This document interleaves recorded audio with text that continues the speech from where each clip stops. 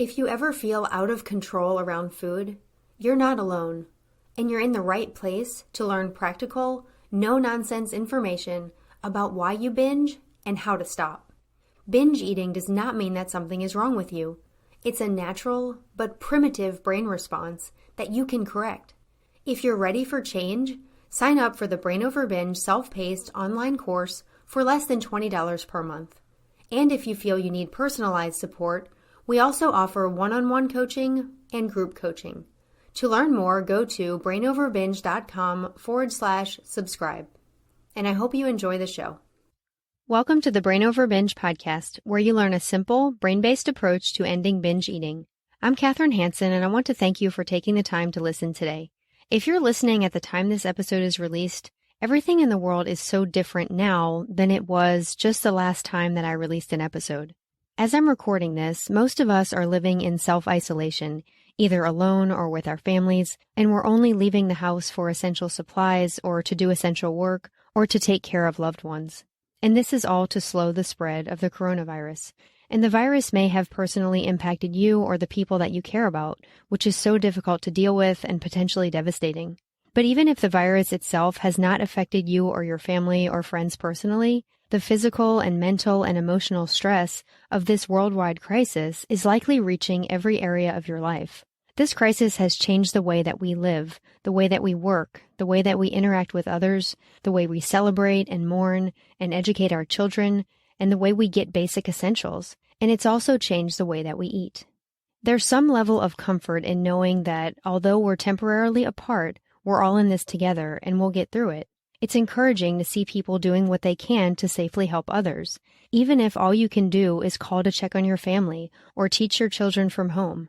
If you're a healthcare worker, you are a hero. And that also applies to other essential workers who are working tirelessly to make sure that we can get our basic needs met. If you're not an essential worker, it can be a helpless feeling to need to stay at home to avoid contacting or transmitting the virus, and feeling like there's not too much that you can do to help. I've had those feelings as well, and that feeling of helplessness, on top of the anxiety about the virus itself, is not a comfortable place to be. We can only do so much, and sometimes that just looks like simply continuing to do our job, but in a different way, or continuing to support local businesses, just in a different way, or continuing to connect with and help the important people in your life, again, in a different way. Even if we cannot directly help with the virus, aside from doing our part to reduce the spread, we can still contribute to helping each other through this crisis. Doing the work that I do, one of the ways that I personally wanted to contribute was to try to help people who are struggling with binge eating during self-isolation. From the messages that I've received, I know that in addition to all of the new challenges in the rest of your life, you may be experiencing some unique challenges when it comes to binge eating as well. I decided to use what I feel like I do best, which is writing, to offer some advice and encouragement and ideas to help you during this time. I started writing and realized that there was so much to say, so it turned into a 3-part blog series called Binge Eating Recovery During a Crisis. If you're on my email list and you receive my newsletter, you may have already read these blog posts. If you are not on my newsletter list, but you want to be, you can sign up for that in the show notes. And when you do that, you'll also get my free ebook, The Brain Over Binge Basics, which I hope could be a helpful guide during this time as well. I got a lot of positive feedback from this blog series, and like I mentioned, writing is what I think I do best, but for people who would rather listen than read, I wanted to share the same information and ideas from this blog series here on the podcast as well. If you want to read the posts, they're linked in the description of the show, which I also call the show notes. If you're listening on a podcast app and you cannot find the show description or the show notes, you can go to brainoverbinge.com, then click blog, and if you're listening around the time this episode is released, the Recovery During a Crisis blog post will be the first 3 that you see. Because I wanted to share so much on this topic, each of the posts ended up being pretty long, so this podcast episode will be a lot longer than usual. Even if you can't listen to the entire show right now, you can come back to it and just use it in a way that helps you throughout this crisis. I hope what I talk about will support you in some way while you're dealing with the direct and the indirect effects of this pandemic, and while you're also still trying to move forward in recovery and end the binge eating habit for good. All 3 of the blog posts in the Recovering During a Crisis series center around the idea of opportunity in a few different ways, and you'll see what I mean as the episode goes on. The first way I'll talk about opportunity is that right now, your lower brain, which is the part of the brain that drives binge eating, might sense this difficult time as an opportunity to binge. And I'll talk about how you can learn to recognize and overcome that. If you're new here, you can learn more about the lower brain in episode 3, which I've also linked in the show notes. Due to the habitual patterns that you've developed over the months and the years that you've struggled with binging, you may find that your urges to binge are strongly linked to certain things, and they may appear more often in certain situations than others. This happens with all habits, and it doesn't have a lot of deep meaning. It doesn't mean you need to binge in those situations. It just means that's what your lower brain has come to expect, so that you'll get urges every time you encounter those situations. If you're someone whose urges to binge have become strongly linked to being alone, or to anxiety, or to sadness, or to having a lot of food in your house, you're likely experiencing more urges right now while you're in isolation.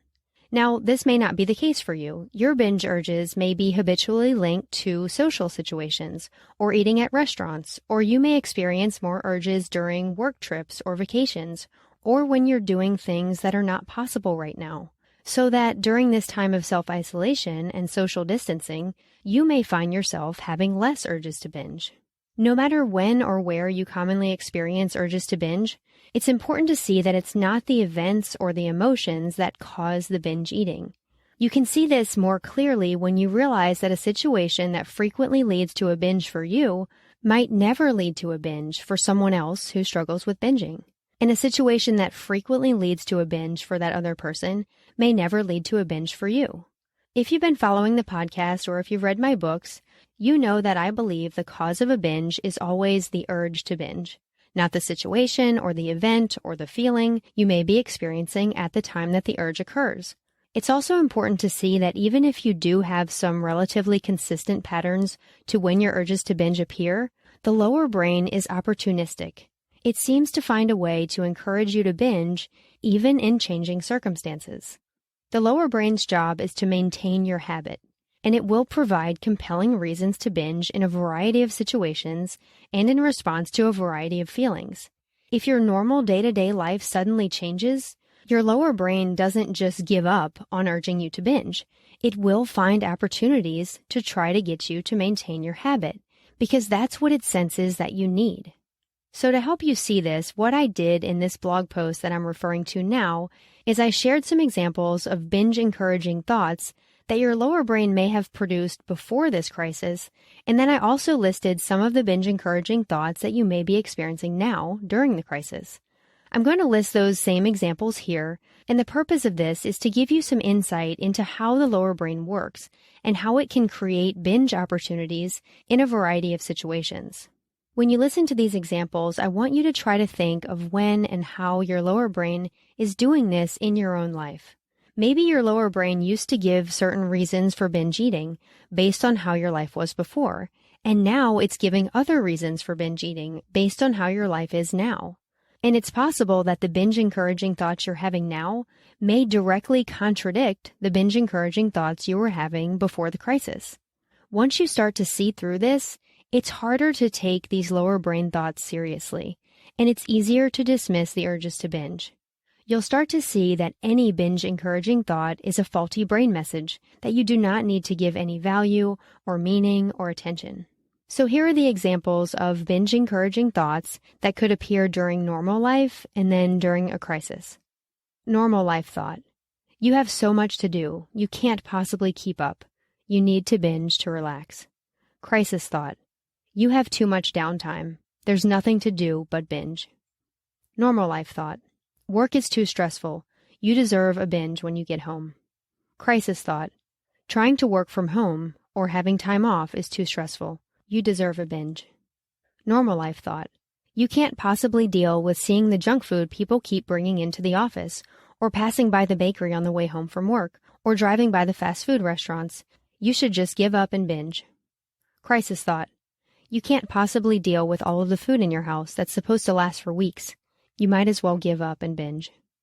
Normal life thought: social situations produce so much anxiety and self-criticism. You should binge to distract yourself. Crisis thought: social distancing creates so much loneliness. You should binge to distract yourself. Normal life thought. Eating in restaurants is too tempting and too difficult. You should binge afterward. Crisis thought. Eating the same boring foods at home is unsatisfying. You should binge for excitement and pleasure. Normal life thought. You have too many places to go when all you really want to do is stay home and rest. You should binge and cancel all of your plans. Crisis thought. You cannot leave the house. You can't do anything that you want to do. You should binge to cope with boredom. Normal life thought. Eating with friends and extended family is frustrating and leads to a lot of self-judgment. You should binge to punish yourself. Crisis thought. It's too hard to stay in control when you're eating alone. You might as well give up any control and binge. Normal life thought. Working out with others at the gym makes you feel out of shape and bad about yourself. You should binge because you'll never be in shape anyway. Crisis thought. It's too hard to get motivated to exercise at home alone. You should give up on health and binge and start over with a new diet when the crisis ends. Normal life thought. You're worried about work, health, family, relationships, etc. You should binge to numb yourself. Crisis thought. You're worried about the coronavirus. You should binge to numb yourself. If you think about these thoughts that I just listed, you most likely realize that none of these situations, feelings, or thoughts justifies a binge, whether that's during a crisis or during more normal days. You can see that there's no rational logic in these thoughts. They're only automatic thoughts that are a product of the binge eating habit. You don't need to criticize yourself for having thoughts like this. There's nothing wrong with you. People across the world are having all sorts of thoughts right now, and that's expected. Some thoughts during this crisis will be filled with anxiety. Some will produce a sense of security or peace. Some will produce panic. Some will give you a strong sense of compassion. Some will make you feel helpless and hopeless. And some will allow you to experience love and connection like never before. And if you have a binge eating habit, some of your thoughts will undoubtedly encourage you to binge. And it's not just binge eating. If you have any habit, some thoughts will certainly encourage you to perpetuate that habit, regardless of what's going on in the outside world. But you do not have to follow any of those thoughts.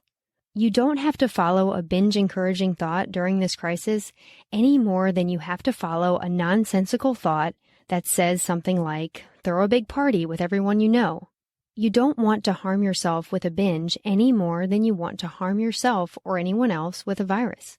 Don't believe any thoughts that tell you that binge eating will help you in some way or provide some sort of solution.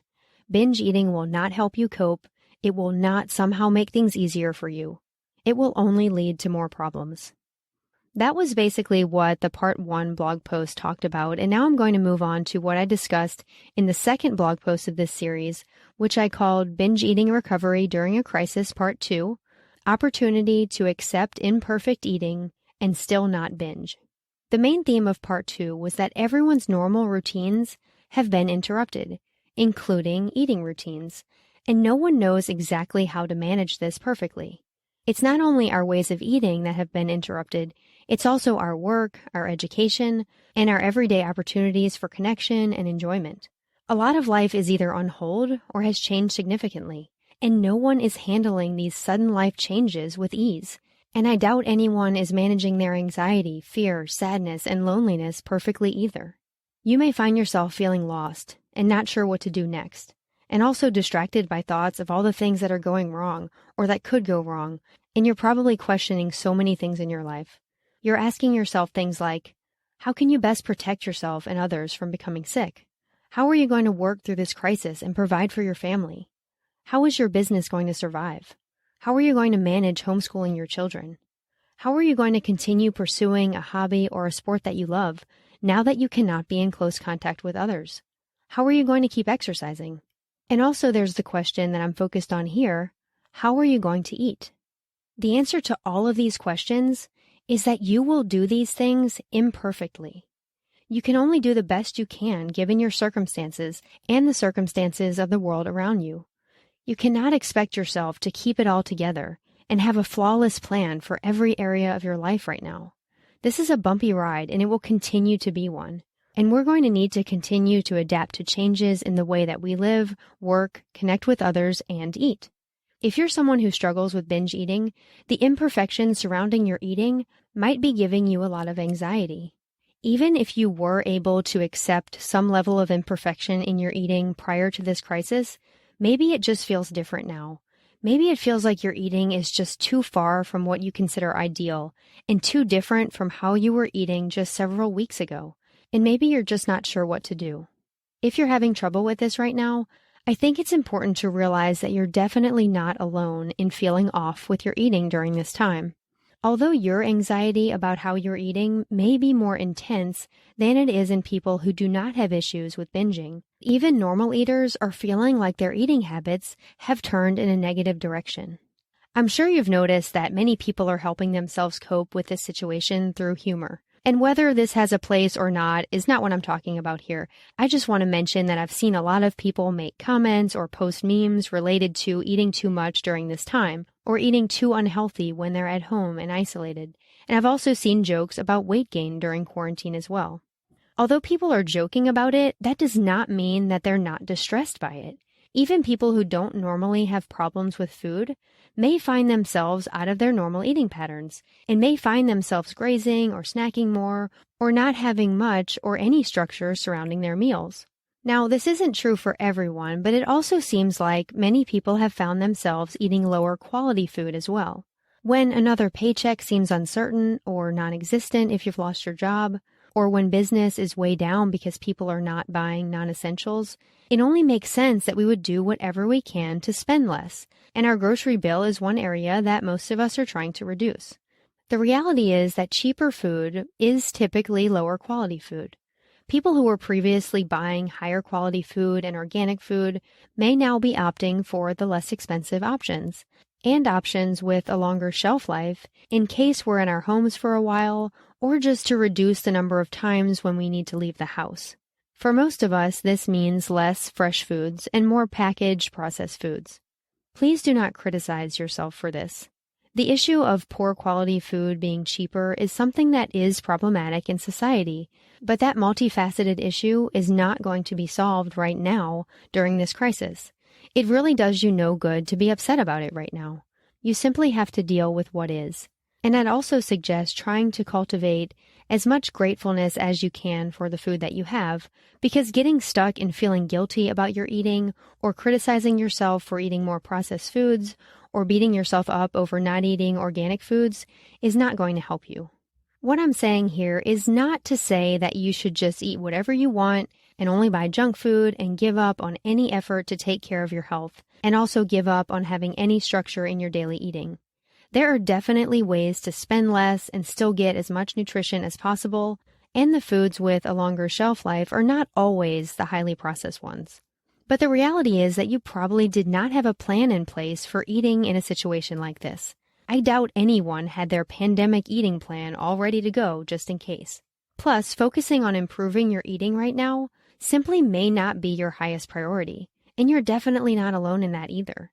There's so much going on and so many new responsibilities that we have and so many changes that eating better is simply not what you're focused on. Sometimes it feels like you're just trying to get through the day.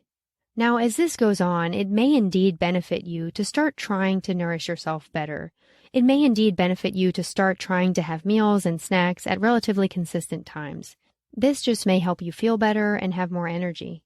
But even then, your eating during this crisis will likely still include a significant amount of imperfection, and that goes for binge eaters and non-binge eaters. Instead of being frustrated by your imperfect eating or feeling like it's a roadblock to your recovery from binge eating, you can try to develop a new perspective and see this as an opportunity. It provides an opportunity to accept imperfection in your eating and still not binge. It also provides an opportunity to learn that you're not powerless around foods that you may have previously tried to avoid. It provides an opportunity for you to see that you can do things like snack often, or graze too much, or be out of your normal routine and still stay binge-free. It provides an opportunity for you to realize that you do not have to get your eating exactly right to recover. In fact, you can eat very wrong, according to your own standards or according to common health advice, and still not binge. You may have the belief that you need to eat in a certain way to prevent binges, and this belief is common, but this is your chance to truly see that this is not the case. If you followed this podcast, this is not a new concept for you. You might even be tired of me saying that you don't need to eat perfectly to recover. But it's so important for you to know that, and that's why I consistently remind you that life can get in the way of your eating plans. And it's why I tell you that it's okay if you do not eat healthy all of the time. And it's why I say it's fine if you choose fast food or convenience food. And it's why I remind you that it's normal to overeat sometimes. Despite all of that imperfection, I know that you can stay binge-free. Before this crisis, all of this talk about imperfect eating not leading to binge eating may have sounded great to you in theory, but now is your chance to powerfully experience this for yourself. I think when I say it's okay to eat imperfectly, many people believe that I'm talking about slight imperfections, like maybe stopping at a fast food restaurant once per week, or eating a few bites of chocolate after dinner, or buying regular milk instead of organic milk. But I'm actually talking about much more imperfection than that. It's possible to eat fast food or processed food at every meal, or eat dessert after every meal, or have most of your eating be grazing, and still avoid binge eating. Of course, I know that you're not going to want to eat that way on any sort of consistent basis, because it will negatively affect your quality of life and your health over time. But if it happens, you need to know that you still do not have to binge. Eating imperfections will happen throughout your life. It does not take a crisis of the magnitude we're dealing with now to throw off your eating habits or to influence your food buying decisions. Even after this crisis passes, life will continue to throw problems your way that seem to interfere with how you want to eat. If you can learn now, during this crisis, that imperfect eating does not have to lead to binge eating, you'll set yourself up to be able to withstand any change in your eating habits in the future and just roll with it and never let it send you back into binging. What I'll talk about next is something I've been wanting to share for a while that's related to this topic. If you're a regular listener, you know that I often say how I personally do not eat perfectly, and that's true every day. But last year, I had the longest stretch of low-quality eating that I can remember. I went through a divorce last year, and although I know this is not even remotely close to what many people have to deal with in their lives and what many people are dealing with now during this current crisis, it was still very difficult in its own way. The process was long and draining, and it was stressful emotionally, mentally, and physically. I found that I had so much to deal with and so much on my mind, and I wanted to focus so much on my children that I just didn't want to put much effort into my food choices. It seemed like I just didn't have enough energy to go around, and in many ways you may notice something similar going on for you during this crisis. I ate whatever was fastest and easiest and cheapest. And a lot of times that looked like peanut butter and jelly sandwiches, fast food, or leftover mac and cheese from the kids' dinner the night before. Now, it was not all poor quality food. I did make an effort to keep some easy, healthy foods around too, like nuts or carrot sticks or apples. And I took vitamins and I drank healthy protein shakes. I also tried to cook for my kids as much as I could, but they're super picky and I just didn't have the energy to push them to try new things during this time.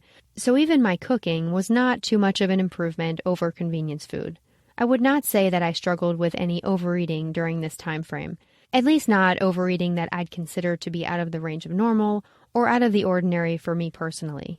I knew in the back of my mind that this way of eating was temporary, and I was just trying to get through the days and the weeks and the months in the best way that I could. And predictably, things definitely improved. Late last year, I started craving healthier foods again, and I started wanting to put more effort into cooking and nourishing myself. However, now, during this crisis, we're mostly back to eating easier and cheaper foods. Even though my eating was not ideal during the divorce process, I never once felt like I was using those lower quality foods to help me cope emotionally. And I never thought that those foods were making me feel better in any way. I never felt like it was comfort eating or emotional eating, and I primarily ate when I was hungry and stopped when I was full, but of course not perfectly. People usually consider comfort eating to be low-quality eating, but the type of eating that would have actually provided comfort during this time would have been for someone to make a delicious, healthy meal for me. I just didn't prioritize doing that for myself. Throughout this time, I knew that I retained the ability to put the extra effort in to buy and prepare better food. I certainly did not believe I was powerless, but my choice to have convenience food seemed worth it to me at the time, to save energy.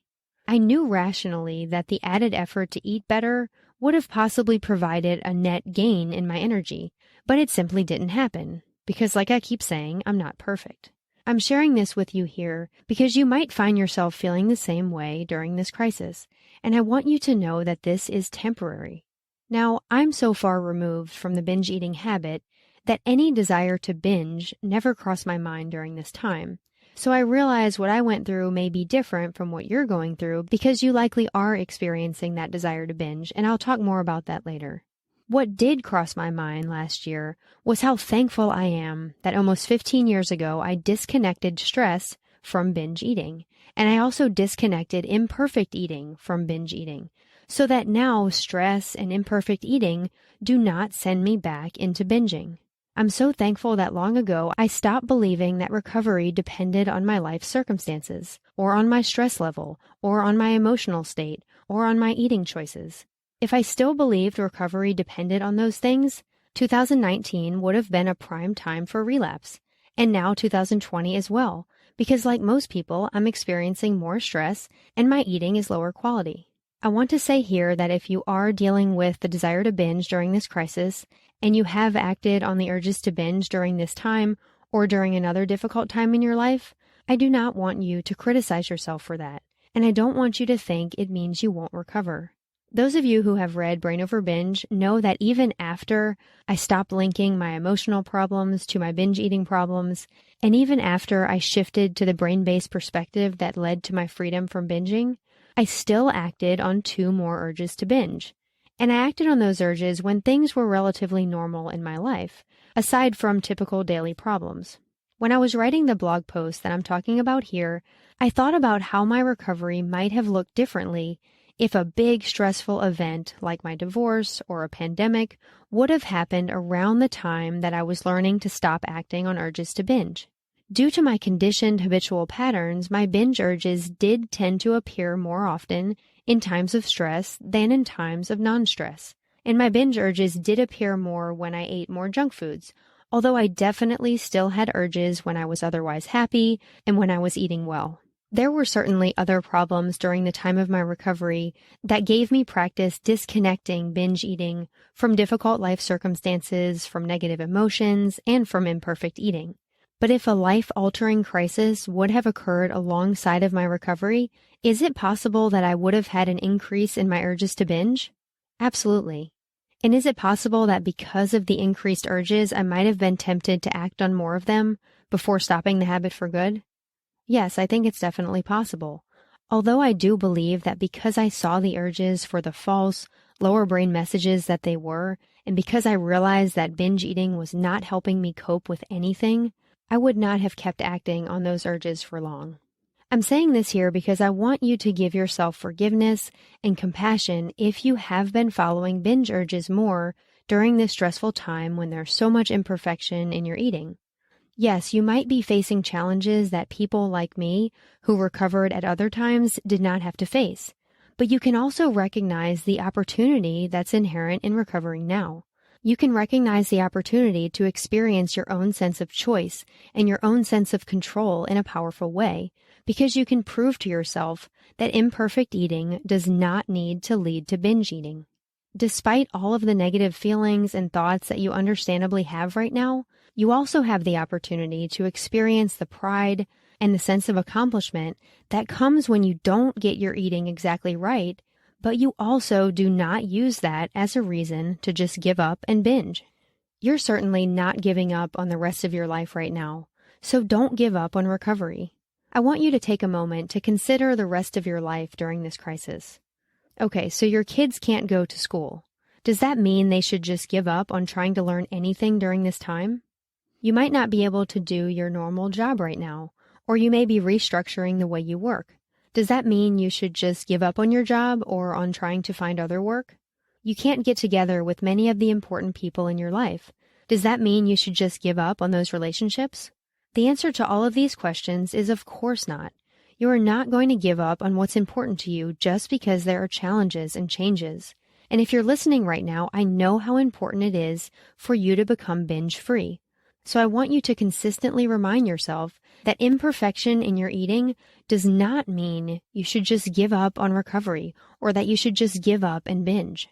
Another thing this crisis can help you see that relates to imperfect eating is that you're not powerless over certain foods. If you've previously been of the mindset that lower quality foods or processed foods or sugary foods or too many carbs cause binge eating, this is your opportunity to show yourself that this is not the case. This is your opportunity to realize that the urges to binge cause binge eating. And again, I want to remind you that if that concept is new to you, you can get my free ebook in the show notes, and that will help explain the urges to binge and how to stop acting on them. This is an opportunity to see that no food makes you destined to binge. I also want to say that this can be an opportunity to realize that imperfect eating is not going to lead to your weight spiraling out of control either. Now, weight is a big topic, and I'm only going to talk about it briefly here, but I think it's important to mention. I realize that everyone is different and weight is dependent on many complex factors, and I, of course, cannot predict or guarantee anything as far as what may happen to your weight during this crisis. But I do know that when you're not binging on the imperfect foods, you're so much less likely to experience any weight gain from those imperfect foods. And when you stop or even reduce binging, it's possible that you'll even lose weight, all while eating in a way that's far from perfect. If before the crisis you were eating high-quality foods, plus you were binging on either low or high-quality foods, you were likely eating much, much more overall than if you were to just eat low-quality foods in a normal way without binging. And this is how weight loss can possibly occur even during a time of significantly imperfect eating. But what happens to your weight is definitely not the most important thing right now. And this crisis also provides an opportunity for you to focus on what truly matters to you and to put your weight concerns in perspective. I only want to mention weight here because I know that some people might be interpreting my suggestion to accept imperfect eating as me telling you to accept weight gain too, because imperfect eating is going to make you gain weight. But I do not believe that's the case. It's not even the case for normal eaters who are experiencing a negative turn in their eating habits. I talked earlier about how even normal eaters are making jokes about not eating well and not exercising and gaining weight during this time. But I want you to notice that after this crisis, the vast majority of people you know will look the same to you. There will be no noticeable difference in their weight. Everyone has a unique weight range that their body wants to maintain, and it makes physiological adaptations to keep weight in that range. If you're doing your best to eat normal amounts, even if it's not perfect, your body will naturally keep you in your general set range. And it will pull you back toward that set range if you've previously been dieting restrictively or binging or both. Like I said, I realize this weight topic is complex, but the main message I want you to take away here is to try to trust your body during this time, and always, and realize that you don't have control over everything. You cannot control what's going on in the world right now, aside from following recommendations about keeping yourself and others safe. And you also cannot control what's going on inside of you and what your metabolism might possibly do in reaction to how you're eating. But remind yourself that you can avoid binges. And when you do that, it can help your metabolism regulate over time, and it can help your body find its own natural healthy weight.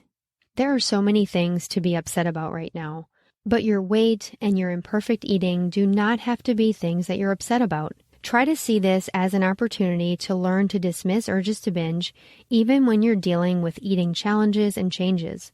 If you can avoid binging now, while you're at home with food, and while you're out of your normal eating routine, and while you're eating different foods than you were before, you can avoid binges through any difficult time and for the rest of your life. That brings me to the topic of the final blog post of this series, and that third and final post was titled Binge Eating Recovery During a Crisis Part 3, Opportunity to Overcome the Habit. When I wrote the subtitle for this post, I knew that some people would immediately assume that I was going to explain why it will be easier to recover now in self-isolation than at other times, and you may have assumed that as well, but that is not the message I'm going to give you. I'm not going to tell you all of the reasons why your situation right now could be conducive to recovery. I'm not going to tell you that because you may have more time at home, you can focus on self-care and that will make quitting easier. I'm not going to tell you that because you're eating in your house in most cases, that you can be more mindful during your meals and that you can learn to listen to your body. I'm not going to tell you that a lack of social engagements will lead to less pressure to look a certain way, which will help you let go of dieting. I'm not going to say that because you won't be taking vacations or having celebrations or eating at restaurants, that you will have less temptations and it will be easier to avoid binges. I'm not going to say that because you may have less money and less ability to shop, you'll have less of an opportunity to buy binge food. Even if some of what I just said feels like it might be true for you, and even if you do think it will be easier to work on recovery during this time of self-isolation, my purpose is not to tell you that isolation is an ideal time to quit binging. It's not, but neither is any other time. I do not believe that recovery depends on your circumstances, whether we're talking about a worldwide crisis or personal events in your life. I believe that every day is an opportunity to stop binge eating. Now, I do think it absolutely makes sense to take advantage of whatever works uniquely for you. So if there are aspects of self-isolation that seem to help you feel more capable of recovery, then there's nothing wrong with using your circumstances to support yourself in ending the habit. However, even if that's not the case for you, and even if you feel like this time of isolation is making recovery more challenging, it's still an opportunity to overcome this habit for good. The reality is that there will never be a perfect time to end the binge eating habit. The right time to recover is elusive. Like I talked about early on in the episode, your lower brain will always produce reasons to binge, no matter what is going on in your life. It's important to accept that whenever you attempt to quit, you will have thoughts saying why now is not a good time. Whether now is during the holidays, on a vacation, while you're trying to meet a work deadline, while you're studying for an exam, going through a breakup, trying to make a big decision, or when you're just dealing with everyday stress, or even when you're very content and happy in your life. Right now, you may be thinking something like, "But this is different from anything I've ever experienced. It's a global crisis. I'm filled with anxiety and uncertainty and stress and financial hardship and new responsibilities that I cannot manage." All of this is true, and you should have an abundance of compassion for yourself because this is not easy. But I also want you to understand that anxiety, uncertainty, stress, financial hardship, responsibilities, and even global pandemics do not cause binges. Recovery becomes much more simple and practical if you can separate your life's problems from your binge eating problems. And what you're going through now provides a chance to experience your power to avoid binges under any circumstance. This is perhaps the greatest benefit of recovering now. You'll have a clear opportunity to separate your life's problems and world problems from binge eating. And like I talked about earlier, it also gives you the opportunity to recover in the midst of imperfect eating. Even though you may think that sounds great, you may be telling yourself that you'll just wait to recover when things get back to normal. But I want you to take a moment and think back to before this pandemic and ask yourself, were you binge-free then? If you were binge-free and you started to binge again during this crisis, then I hope this episode will help you get back on track and help you be more prepared to stay binge-free in the future, even through major stress. But if you were not binge-free before the coronavirus crisis, I want you to ask yourself why you think that things getting back to normal will lead to recovery after the crisis. Remind yourself that normalcy did not equal freedom from binge eating then, and normalcy will not equal freedom from binge eating after the crisis. That is, until you start avoiding binges. But you're capable of avoiding binges now, regardless of what's going on in your life. If you think you can only recover when life is going a certain way, it's going to be extremely difficult to maintain recovery over time, because life will not always go that way. I'm going to draw an analogy here that I hope will help you see this more clearly. In the blog post, I included a picture, so this will take a little more explaining here on the podcast, but this analogy relates to not tying your recovery to specific conditions. The picture I included in the post was from the end of the movie Finding Nemo. As a parent, I've watched a lot of kids' movies over the years, and this image popped into my mind as I was writing this blog series in relation to social distancing and in relation to binge eating, which I'll explain. The image from the end of this movie is of several fish, each tied in their own separate clear plastic bag, floating in the water near Sydney Harbor. If you have not seen the movie, these fish had created an elaborate plan to escape from a dentist's office aquarium so that they could be free in the open water. After many challenges, they're finally successful and they land in the open water. They celebrate and they cheer that they're finally free, but then they're hit with this realization that they're all still tied in their clear plastic bags, which were helpful for the escape, but not helpful for their eventual freedom. They look at each other and one of the fish says, "Now what?" It's meant to be funny and the movie simply ends there, leaving the audience to assume that they'll eventually find their way out and into complete freedom. Right now, during this crisis, we're all kind of like these fish, separated from each other in isolation. Our figurative plastic bags are necessary to keep us safe from the virus and to prevent us from infecting other people around us. But as time goes by and hopefully the virus starts to infect less and less people, which will certainly be a reason to celebrate, we're all going to have this question of, now what? A virus is not like a storm that simply passes and gives way to a clear blue sky, allowing us all to come out of isolation safely and worry-free.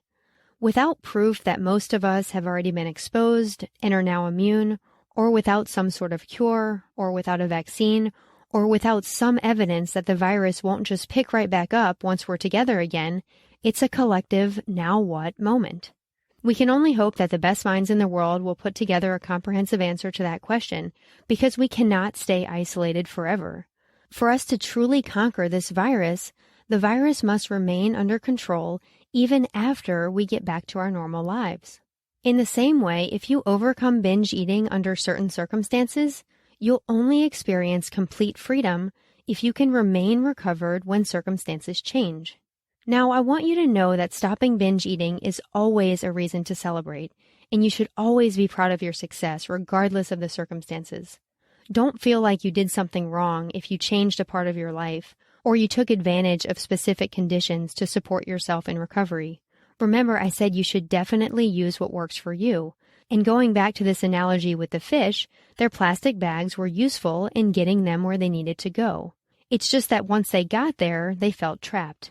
In the same way, if you think you need certain conditions, or you think you need things to remain a certain way in your life in order to stay binge-free, you may end up feeling like the fish trapped in the middle of the open water and wondering, now what?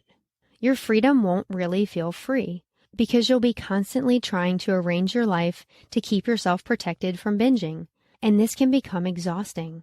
And relating back to the virus, we all know how exhausting it's been to try to stay protected and to protect others from this virus. When you end the binge eating habit, you do not want to feel like you always have to watch out for triggers, or like you can only eat certain foods, or like you have to have a required amount of time for self-care, or like you need to keep yourself under a certain level of stress. You don't want to have places that you can and you cannot go for fear of binging. And you don't want to feel like you need to avoid some people in your life because you think that being around them drives you to binge. No matter where you are in recovery or what you previously thought you needed to do to stay binge-free, this is an opportunity to move closer to complete freedom without conditions. Your circumstances have certainly changed in recent weeks, and they will absolutely change even more before this crisis wanes.